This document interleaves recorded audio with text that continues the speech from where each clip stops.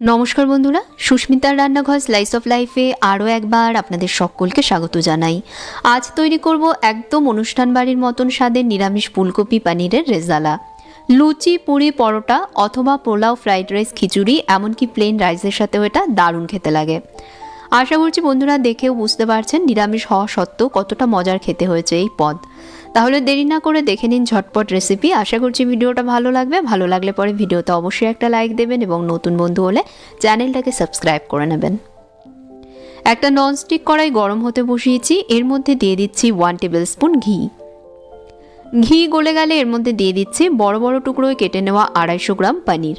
পনিরের টুকরোগুলো আমি এরকম বড় বড় করে কেটেছি, আপনারা চাইলে আরও ছোট করেও কাটতে পারেন। এখন ঘিয়ের মধ্যে পনিরগুলোকে হালকা একটু ভেজে নিচ্ছি। উল্টে পাল্টে সব দিক ভেজে নিতে হবে, যতক্ষণ না দুটো সাইডে হালকা হালকা রং ধরছে ততক্ষণ অবধি ভেজে নিচ্ছি। পনির বন্ধুরা খুব বেশি কড়া করে ভাজবেন না, তাহলে শক্ত হয়ে যাবে, জাস্ট হালকা করে ভেজে নেবেন। ঘিতে ভাজলে পনির নরম থাকে আর টেক্সচারও সুন্দর আসে, তবে ঘিয়ের পরিবর্তে চাইলে আপনারা তেলেও ভাজতে পারেন। পনিরগুলো আমার ভাজা হয়ে গেছে, পনিরে দেখুন হালকা হালকা রং ধরেছে। এবার ভেজে নেওয়া পনিরগুলোকে কড়াই থেকে তুলে নিচ্ছি। কড়াইতে দিয়ে দিচ্ছি 2 টেবিল স্পুন সাদা তেল। আমি ঘি আর সাদা তেলে রান্নাটা করছি, তবে সর্ষের তেলেও চাইলে রান্নাটা করতে পারেন। তেল হালকা গরম হলে তেলের মধ্যে দিয়ে দিচ্ছি বড় বড় টুকরোয় কেটে নেওয়া একটা মাঝারি মাপের ফুলকপি। শুধু ফুলকপির ফুলগুলো নিয়েছি, আমি কিন্তু এগুলোকে সেদ্ধ করিনি। গরম জলে নুন দিয়ে 10 মিনিট ভিজিয়ে রেখেছিলাম, যাতে এর মধ্যে কোনো রকম পোকামাকড় বা কেমিক্যালস থাকলে সেটা চলে যায়। এখন এগুলোকে ভেজে নেব। কড়াইতে ঢাকা চাপা দিয়ে বেশি আছেই আমি এগুলোকে ভেজে নিচ্ছি। একটু সময় পর পর ঢাকনা সরিয়ে উল্টে পাল্টে দিচ্ছি, যাতে সব দিক সমানভাবে ভাজা হয়। এভাবে ঢাকা চাপা দিয়ে ভাজলে ফুলকপি দেখবেন তাড়াতাড়ি ভাজা হয়ে যাবে।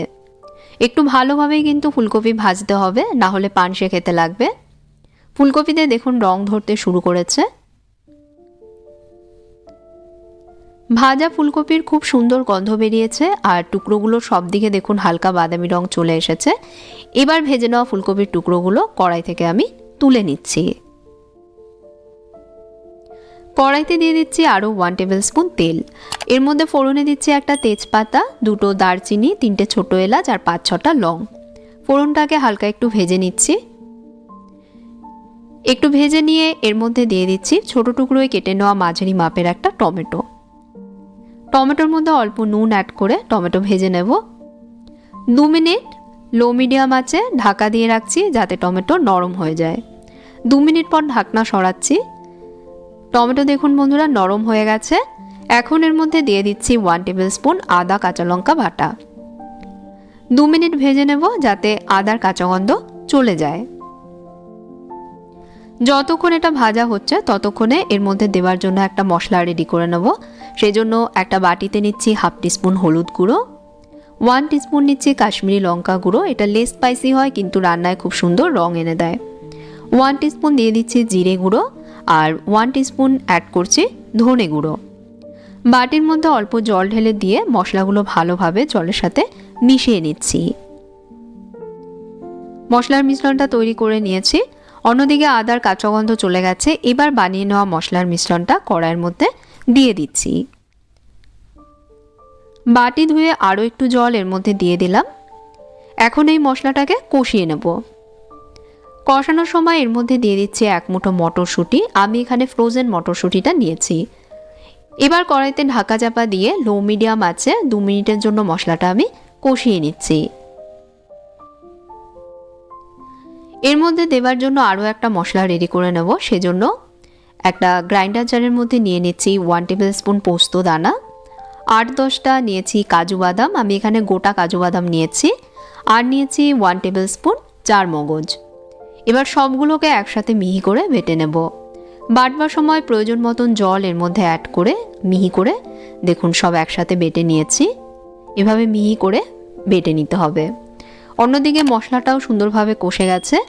এখন এর মধ্যে বানিয়ে নেওয়া কাজু পোস্তের মিশ্রণটা দিয়ে দিচ্ছি। জার ধুয়ে 1/2 কাপ মতন জল এর মধ্যে দিয়ে সব ভালোভাবে মিশিয়ে নিচ্ছি। মশলা থেকে তেল না ছাড়া অবধি এবার এই মশলাটাকেও ভালোভাবে কষিয়ে নেব। আর বন্ধুরা, ভিডিওটা আশা করছি আপনাদের ভালো লাগছে। ভালো লাগলে প্লিজ ভিডিওতে লাইক দেবেন, শেয়ার করবেন ভিডিওটা আপনাদের বন্ধু পরিবারের সাথে। রেসিপি সংক্রান্ত কোনো প্রশ্ন থাকলে কমেন্টস করে জানাতে পারেন এবং নতুন রেসিপি দেখতে অবশ্যই চ্যানেলটাকে সাবস্ক্রাইব করবেন। নতুন রেসিপির আপডেট পেতে সাবস্ক্রাইব করবার সময় সঙ্গে থাকা বেল আইকনে প্রেস করে দেবেন। আর যারা ফেসবুক পেজে দেখছেন পেজটাকে ফলো করে নেবেন।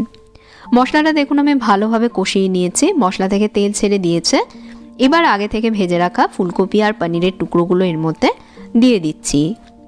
মশলার সাথে এগুলোকেও ভালোভাবে মিশিয়ে নিচ্ছি। মেশানো হয়ে গেলে এর মধ্যে দিয়ে দেব গরম জল। আগে থেকে জল আমি গরম করে রেখেছি, সেই জলটাই এর মধ্যে দিয়ে দিলাম। প্রায় 1 কাপ মতন গরম জল এর মধ্যে দিয়েছি।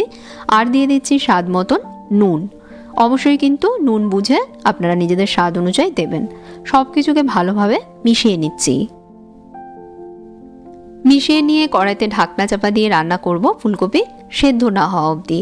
লো মিডিয়াম আছে প্রায় 10 মিনিট এভাবে রান্না করেছি। গ্রেভির চারপাশে দেখুন তেল ভাসছে। দেখে নেব ফুলকপি সেদ্ধ হয়েছে কিনা। দেখুন ফুলকপিও সেদ্ধ হয়ে গেছে। এবার এর মধ্যে দিয়ে দিচ্ছি 1 টিস্পুন চিনি। নিরামিষ রান্নায় অবশ্যই একটু চিনি দেবেন, তাহলে টেস্ট ভালো আসবে।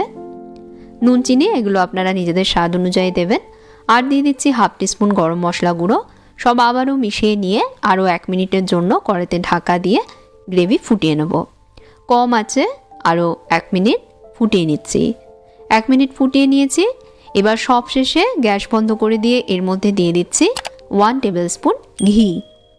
ঘি দেবার পর এর সাথে মিশিয়ে নিয়ে 5 মিনিটের জন্য স্ট্যান্ডিং টাইমে ঢাকা দিয়ে রাখছি। 5 মিনিট পর একটা বাটিতে এটা তুলে নিচ্ছি।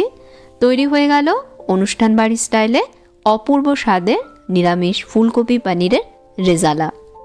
আশা করছি রেসিপিটা আপনারা অবশ্যই বাড়িতে ট্রাই করবেন। ট্রাই করলে পরে আমাকে কমেন্টস করে জানাতে ভুলবেন না আপনাদের কেমন লাগলো। আর ভিডিওটা ভালো লেগে থাকলে প্লিজ ভিডিওতে অবশ্যই একটা লাইক দেবেন এবং চ্যানেলটাকে সাবস্ক্রাইব করবেন। ফেসবুক পেজটাকে অবশ্যই ফলো করে নেবেন। তাহলে আজকের মতন বিদায় নিচ্ছি। আপনারা ভালো থাকবেন, ভালো রাখবেন। ধন্যবাদ।